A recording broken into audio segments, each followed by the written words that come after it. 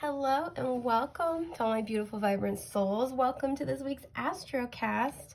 This is going to be covering the week ahead, so that's going to be March 14th through the 20th, if my memory serves me correctly, 2022. Sorry if you guys can hear all the geese outside.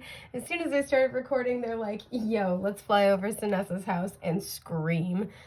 So they are, wow, they are formidable today, you guys. Yeah, wow, they're having a party out there. But yes, hello and welcome to all my old friends. Welcome back, and to all my new friends, welcome and welcome for the first time. Let's see how many times I can say welcome in like a minute. Stumbling over my words super badly today, guys. Sorry. So for those of you who are unfamiliar with astrocasting, I want to just give you a quick little rundown of what you can expect. Sorry if you heard my knuckles crack. I am old. So as you see, we have this lovely circular board. Is this on frame? Because you know I'm famous for putting out the frame. Awesome. It is cool. We have this lovely circular board that's divided into 12 segments, and these represent the 12 houses of the zodiac. Now I will kind of want to preface this by saying I am talking about the regular 12 houses of the zodiac and the areas of life that they naturally rule. But this may play out differently for every person depending on your own personal astrology. So just keep that in mind.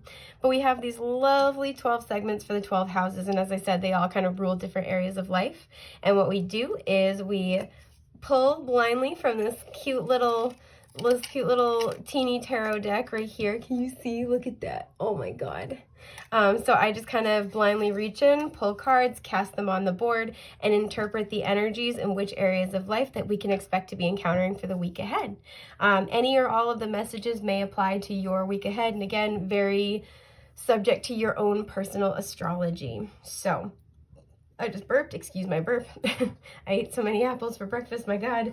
Yeah, so I think that's just about everything. And with that, let's get into our week ahead, little love bugs. So, are you guys having a good week? I hope you're having a good week so far, whenever you're watching this.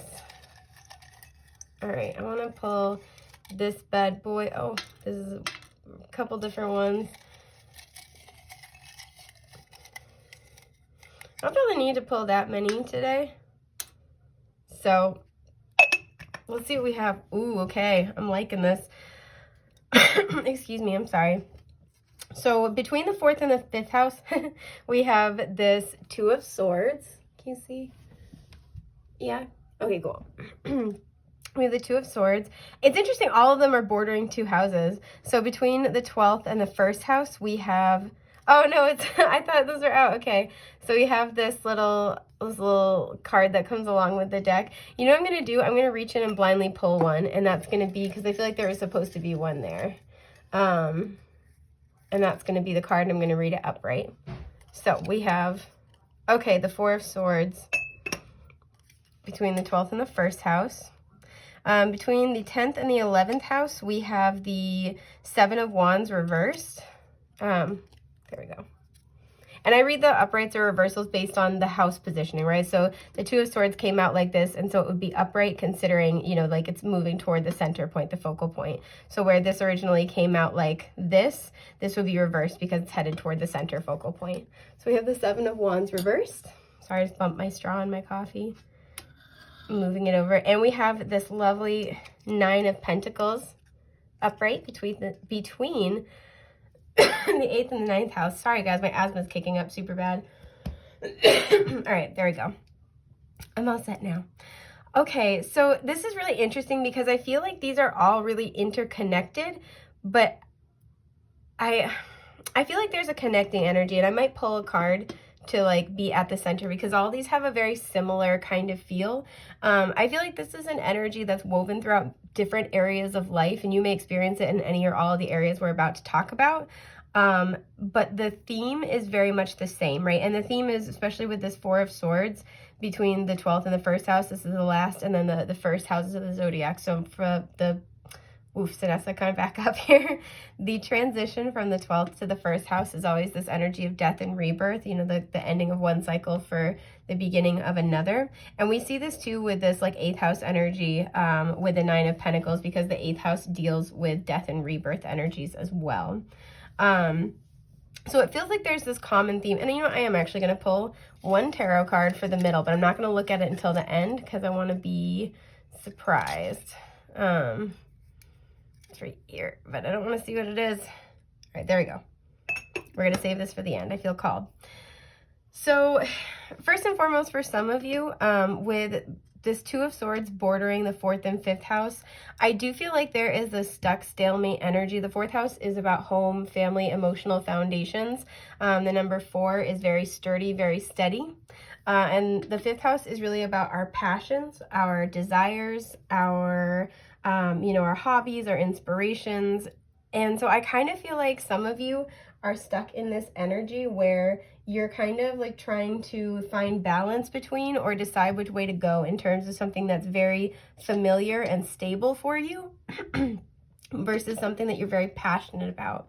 For some of you, you are trying to decide if you want to have children because the 5th house deals with children as well. And for others, mainly, I feel like this could be something where you want to pursue excuse me, I'm so sorry. You want to pursue a hobby or a passion, whether just like spending a lot of your time and energy on it or trying to do this for a job perhaps or something like that. There's something where you want to branch out, but I feel like it also is I feel like it feels like it's in direct opposition to your stability or to what you know or to your sense of like familiarity, right? Because the 4th house, like I said, deals with emotional foundations. So this could be something where you really want to go in this new direction, but it's like, oh, people in my family don't do that. Or there might be like cultural or familial pressures to either pursue one path or not pursue another path. This also could pertain to a relationship because the 5th house deals with romance. So there might be something where you might be caught between two people as well. Somebody who you could see yourself building a family with, building a life with, and somebody who very much sparks your passion. And what I'm getting for this week is that the theme this week is to not really take action. And we see this in all of the different energies here, and we'll get into it more. But this is a card of non-action, and this is a card of non-action. And normally when the 7 of Wands is upright, this is a card about taking dedicated and like defensive directed action, but it's reversed. So the theme this week is pretty much like, let it mellow, just chill, man. But I see this happening in this kind of 4th to 5th house energy as well. The biggest thing here is all about stability and, comfort zone versus passion, but instability and maybe a little bit of fear that comes along with that. And because it's the 2 of Swords, this is all in the mind, right? And the water depicted in the background, water is always indicative of our emotions. The water in the background is very placid. So I do feel like this is a time to just kind of, especially with this 4 of Swords, let your emotional body chill, not to make a decision yet, and just kind of sit with it and let the energy, it feels like there's energy that needs to play out and needs to move a little bit, because this is a card where they're blindfolded as well. So this can indicate that you don't have all the information in front of you. So this is just a sort of recognizing and validating that, yes, like you do have something that you're trying to figure out, and it might be putting you in this stalemate energy, but this is very purposeful, and just let it kind of lie for this week. Don't make any sudden moves. Don't take any specific actions. If you can put it off, you can wait. Anything that's happening, anything that's shifting, try not to react to it if you can. Because I feel as if the pieces are being moved around either behind the scenes energetically or in your life, and it's not time for you to take action yet because you don't have all the information you need. Yeah. So this is kind of what I'm seeing in this area of the board. Where do I want to go next with this? Now, I want to talk about the 7 of Wands here in reverse between the 10th and 11th house. So the 10th house really deals with your career and your legacy. This is how groups of people know you, and it's really interesting too because the 11th house can deal with your friends and your I always look at it like your soul community, right? Because the 3rd house deals with your immediate surroundings kind of community, like your neighborhood, the local schools, the people that you see out and about around town all the time. And the 11th house also deals with your community, but because it's that Aquarian humanitarian you know, being of service to the collective kind of vibe. I always look at this like your soul community. So there's something here as well where I feel like with your 10th house energy, either in your career or with your life purpose, something that's very, very important to you, you've been really trying to make something happen. And I feel like this has made you feel kind of frazzled, kind of like you're always on the back foot. You're always having to kind of defend your position. Like you're always having to kind of scramble to either make ends meet or maintain, kind of like, you know, hold your ground, things like that. And I feel like you've been doing a lot of this alone. And it's really interesting too, the Seven of Wands. As you can see, he's wielding, if I can pick it up. Come on, little buddy. Stamp card. There we go. As you can see, he's wielding the one wand right here, and there's the 6 that he's fending off. And so to me, sometimes the 7 of Wands, because the 6 of Wands is about success and public recognition, the 7 of Wands can be kind of like, if you're not careful, you could be fending off. You could be like so married to your vision that you're kind of like, excuse me, like pushing away everything else, and you could be kind of like blocking your own blessings, especially those that involve other people, just because the 6 of Wands does have that element of public recognition. So this feels like something that's very important to you, something you've been trying to build, something that you've been trying to manifest. And I feel like you've been trying to mostly go it alone, or you've had to overcome a lot of challenges. And I feel like you're kind of like, you're tired, you're depleted. You might sort of be running out of ideas. You don't really have a strategy anymore. And what I feel like Spirit's trying to communicate this week, because it's bordering the 11th house, is if anybody's coming in to help you, let them. You don't have to do it all yourself. This is very much like you can relax, drop your guard a little bit, you know, soften your energy a little bit, because I do feel like people are trying to help you this week with this 11th house energy. You have people in your soul family, your soul community, like your spiritual colleagues, if you will, who are going to come in and try to help you, either like help support you energetically, maybe help give you the idea you're looking for. They might just like, this could be where, you know, if you're really trying to solve a problem, right, you finally let somebody else look at it and they just have one little piece of advice that's like makes the difference. Like I had this happen with a close friend a month ago. I was working on a creative project and I couldn't get, it was a font on something and I couldn't get it quite right. And I'm like, this doesn't look right, but I don't know why. So I had them look at it and they're like, oh, can you just like raise it a little bit, like put a little more of a shadow around it so it stands out from the background. And it was such a simple solution, but it made the difference. And I wouldn't have thought of that for some reason. So I'm so glad I showed it to them, because it was the one little tweak I needed. And so this is kind of this energy of whatever it is you're trying to build for yourself that you've been having a hard time with, you can't get the answer. You're, you know, really, especially anything where you're really like married to one way of doing it, whether it's like working alone, you know, doing it with like just following your plan and your vision, you know, going about it in a certain timeline, whatever it may be, whatever you've just been, you got a death grip on it. Just loosen it a little bit this week. Be open to the help that Spirit sends your way. And also feel free to just kind of put this issue down for now. There's a lot of blue going on in these cards, so I feel like there's this need for a lot of serenity. There's this need for peace. So anything that's been causing you stress or threatening your peace in this area of life, just let it go. Let people help you, you know, put it on the back burner for the week if you can. Because I do feel like things are going to work themselves out. But it's important to kind of put this down and rest, because right now I feel like you're so tunnel visioned and like myopic with it and frustrated and burnt out and tired that you're missing the exact solution you need. Which like, I'm laughing because that totally happens to all of us. So that's what I'm seeing here. Now these two to me have very similar energy. Like I said, we have this 4 of Swords between the 12th and the 1st house. So there is this energy of pause, reflection, and healing in this rebirth process. With the 12th house kind of talking about illusions, you may have recently, you know, the truth of something may have recently made itself known to you, and now you're kind of sitting with that information. You might be in this period of healing, and you're kind of in this interim between like, okay, I have accepted the end of one cycle, but I have yet to begin the next cycle. And that's okay. That's okay to be in that place this week. Let yourself rest, let yourself heal. If you're feeling especially tired or just like mentally drained, you need to kind of just veg out and chill or meditate, take longer naps or something like that. Go for it. If you can, do it. Because I do feel like the collective energies that we're kind of in this interim period, but we're healing and wrapping up this old cycle in order to begin a new one, especially with spring coming in the northern hemisphere. And then we have this energy of the Nine of Pentacles between the 8th and the 9th house. So again, there is this death and rebirth energy with the 8th house. I feel like this is where you've been doing a lot of work, especially spiritual work, about your sense of self-worth.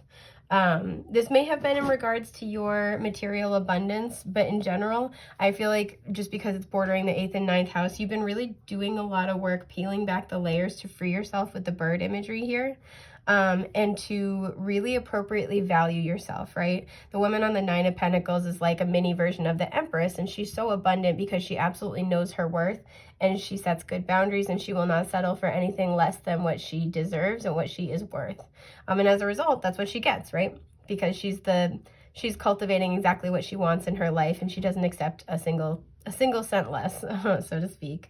So I feel like a lot of you have been really doing this work of peeling back the layers, right? The 8th house is not just death and rebirth, but it's an ego death. It's really like stripping away the layers to get to our primordial ooze, like to really get to those excuse me, deep wounds of the soul. And that's why sometimes the 8th house can deal with like death and rebirth, about karmic cycles. But there's something very, very deep-seated here about your concept, your self-concept that you've been working on. And I do feel like there's this breakthrough because it's upright. There's this breakthrough that's happening at this time in your life. And I feel like it's not just this week, but this week there's like this integration. There's a major integration. And that's why the other energies aren't really moving forward this week, because this is really the focus and the healing. Again, this rebirth energy, the healing from this integration is really in focus this week. So you might find, like I said, that you're more tired than usual. You might be more called to like journal. We do have the full moon in Virgo coming up, excuse me, this Thursday, Friday, and Saturday. So this is really a time to be exploring themes about that beautiful, healthy mind, body, spirit connection, and about your sense of self-worth, your healthy sense of giving and receiving. And I'm going to be doing a full moon in Virgo reading later this week, so feel free to tune back in for that. But I do feel like there is something that's coming to a culmination in this area of your life this week. So the rest of your life is kind of like taking a breather for the week. Sorry if you can hear that. My roommate is putting furniture together. But yeah, there's really this like culmination this week. So the rest of your life is kind of like taking a little bit of a pause or a hiatus. So let's look at what's kind of the connecting energy in the center. Yeah, we have this 9 of Wands. Look at that. You see him?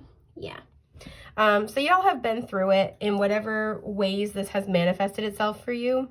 There's this huge focus on pursuing what makes you happy, and pursuing it from a place with healthy self-esteem, as well as seeing yourself like as a valuable member of a group. These are the biggest themes over that I feel the collective has been dealing with. And with the 9 of Wands, we've all kind of been through it. That's no secret. The last couple of years has been a really interesting roller coaster for the collective. But it's been an opportunity to do a lot of shadow work for many of us. And I'm not saying that process is like wrapping up this week, but I do feel like the collective energy is that there's a really big breakthrough in these areas. There's a really big, illumination, that missing information. There's a really big understanding. There's really big cycles coming to a close. So just know that, the trials are almost over. The 9 of Wands is kind of don't give up before the miracle. It's also can be a card of talking about making like sacrifices that you don't need to make. So don't feel like you need to push yourself in any areas of life this week. Just let this integration happen. Like really care for yourself, give yourself the rest you need, and really reflect on your sense of value, your self-esteem, what you want, what you feel you deserve, and how far you've come in these areas of your life. Whichever of these messages may apply to you. It could be any or all of them. So this is what I'm seeing for the week ahead. I hope this has been helpful. If you are looking for an Astrocast for yourself, you can DM me. I don't currently offer it as like a standing reading in my shop, but if I get enough requests or comments on these videos, I'm happy to add it. And I can do Astrocast for you based on your personal astrology for, the next week, month, 6 months, whatever ahead. So yeah. Thank you so much for tuning in. I'm wishing you guys a safe, happy, healthy week ahead, and I hope it is incredibly blessed for you. Take care, love bugs. Bye.